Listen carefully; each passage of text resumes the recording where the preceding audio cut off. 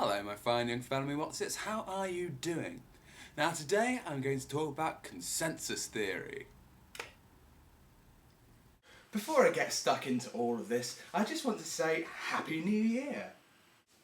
What is consensus theory? Well, consensus theory is the idea that we are best described as human beings as a big, lovely, cuddly, wobbly mass. In other words, it's much more interesting if lots of people do something as opposed to just one person doing something. You'll often find consensus theorists looking at movement and systems, like the health service system and the education system. Big wobbly masses of people doing pretty much the same thing. And if people are doing pretty much the same thing, they're pretty much identical, so you can make laws and equations and maths about them. Because one person won't come along and wreck the entire thing completely. And that is the crux of consensus theory. It's very broad brush. It's very grand in its approach. In this vlog, I'm going to talk about the origins of consensus theory. From about 350 BC with a guy called Aristotle to a guy called Emile Durkheim, who was bumming around France at the end of the 19th century, beginning of the 20th century. It's in that kind of time frame. Now, I've made this vlog about 3 or 4 times over, and the reason why I've gone, oh god, that looks horrendous, delete everything. The focus is on collective action. Their focus is on collective action. Their focus is on a... Consensus theory is the kind of stuff that gets folk like me excited and riled, but it's not really the most accessible theory. However, every other theory that I'm going to talk about, interactionism, conflict theory, postmodernism, attacks a kind of different area of consensus theory. Consensus theory is the kind of skeleton which theorists have kind of chopped off bits and added new areas. So, in ancient Athens, there were 3 main guys in ancient Greece bumming around being all clever in that. There was Socrates. He was the first guy to kind of question stuff, and he made his living through questioning authority and all this kind of thing, which at the time was really bloody important. Then there was Plato, who wrote everything down in a play. Major respect. But the final guy, who I really want to talk about, is the origin of consensus theorists and modern thought, is a guy called Aristotle. Now, Aristotle did 2 very important things for the development of consensus theory. The first was that he had this idea that a good human being was a rational and political animal. He called the ideal human the politikon zoon. Now, he didn't mean political necessarily in the sense that you were active in government, although every politikon zoon was really active in government. What the Athenians used to do was get all the male citizens of Athens into what they called an assembly, and then they'd debate and be really loud, and basically decide stuff. That's why Aristotle didn't really make the distinction between political and social, because to him they were pretty much the same thing. The second thing that he did, which is extremely important in the development of consensus theory, is that he fucked up science for at least 1,000 years. And we are very fortunate to have Aristotle here in this vlog. Hello! So, Aristotle, why does this really good copy of The Evolution of the British Welfare State by Derek Fraser fall to the ground when I drop it? Well, an extremely good copy of The Evolution of the British Welfare State by Derek Fraser fall to the ground because that's its natural resting place. So you're saying that it falls to the ground because it does? Don't question me, or I'll shank you. Oh, no reason, Aristotle. Whew. I am Aristotle. Ooh, Aristotle. The ancient Greeks thought this was brilliant because Isaac Newton hadn't had the good fortune to have been born yet. Unfortunately, we had to wait over 1,000 years for anything like a good coherent theory to kind of challenge Aristotle's ideas on science, up until Rome went Christian and then Europe went Christian. Now the church at the time really thought that between God and Aristotle, they kind of figured everything out, everything that needed to be known about the natural world.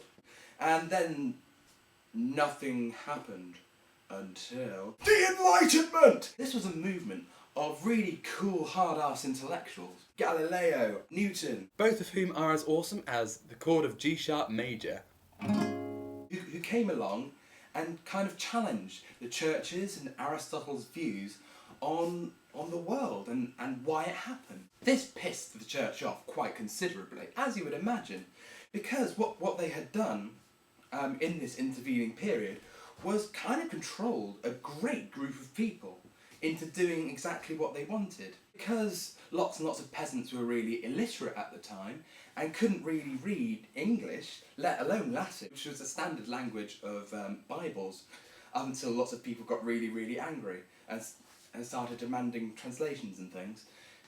Up until that period, people hadn't the foggiest idea what went on. So the priest could say, it says here in Corinthians 9 that you should give all your money to the church, and priest Augustine is really darn rad. Now scurry along, little peasant, give me all your money. So although a consensus had been achieved, neither before nor since had so many people been unified. The Enlightenment! This is the first time, really, that people had kind of had a say. And Galileo got his telescope and looked at the moon and proved that we weren't the centre of the universe, we weren't the raddest things in the universe, we were just a blip. This was a great breakthrough, because up until that time, everybody, and I mean literally everybody, had been saying, we are God's little creation.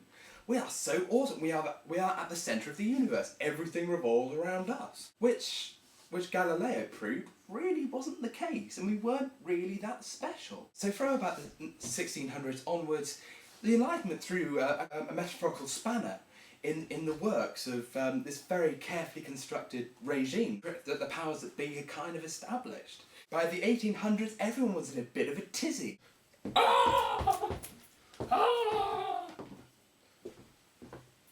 That was representative of people being in a tizzy. And nowhere was in more of a tizzy than France. They had a revolution which made more problems than it solved. Nobody knew what was going on. Was there a god or wasn't there? As the Enlightenment grew and dominated science, and dominated scientific practice and theory and all this kind of stuff, there was inevitably a backlash. A lot of old-time conservatives, a guy called de Bonald, arguably the first consensus theorist, really. What de Bonald talked about was how we are a society. He said this: not only is it true that the individual constitutes society, it is society that constitutes the individual. Support for that kind of medieval golden period of unity and all that kind of stuff, called the ancien régime. It's a bit of a funny word. What he was saying just there is the crux of consensus theorists the world over. That idea that we are essentially a beautiful, lovely, wobbly mass of people. Me as an individual, I'm not that important.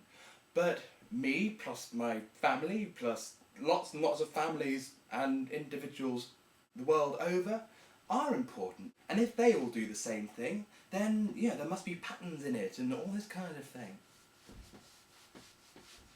Then a couple of decades later, a guy called Comte decided that this ancien régime was quite good in how it unified everyone.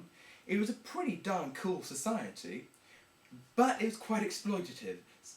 So what he wanted to do was couple the Enlightenment's scientific ideals and the ancient regime's kind of cohesiveness into what he called a science of sociology. Comte developed this idea of positivism. Positivism! Which was the idea that everything in the world was there to view. His ontology, if you remember from last time, was that there was physical stuff, nothing else. So in this sense, he was a really cool Enlightenment kind of dude. And then, ending this roller coaster, was our man Durkheim.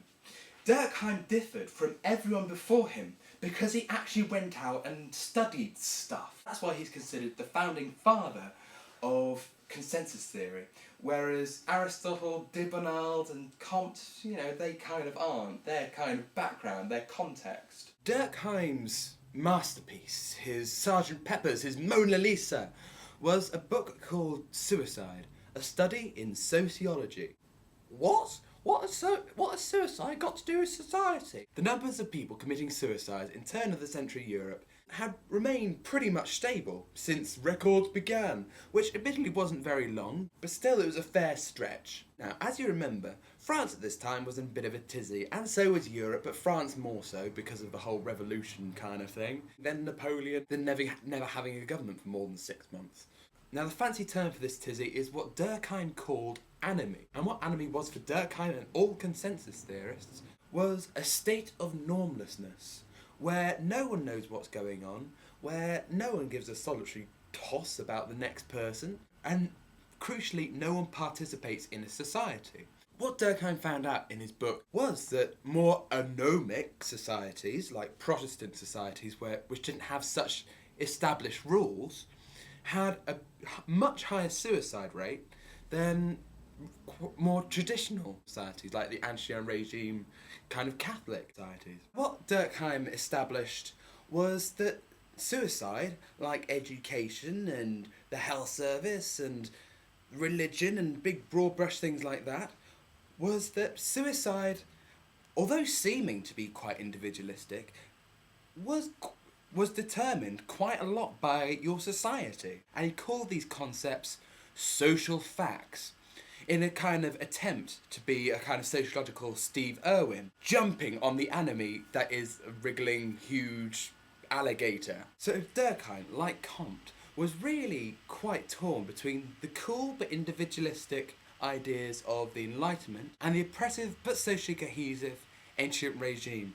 This is where Aristotle's Politikon Zoon comes in handy. So if you remember, for Aristotle, a good human being was a rational and political animal. Well, this is the best of both worlds, really, isn't it? It has the rationality of the Enlightenment, but with the socialness of the ancient regime. And here ends my vlog about consensus theory. So, as a kind of reward for all three of you for staying till the very end, or a kind of faux award for people who skip to the end, here is a very embarrassing photo of myself. See you soon, my fine young fellow Mjordsits. See you soon. All together now, all together now, all together now, all together now.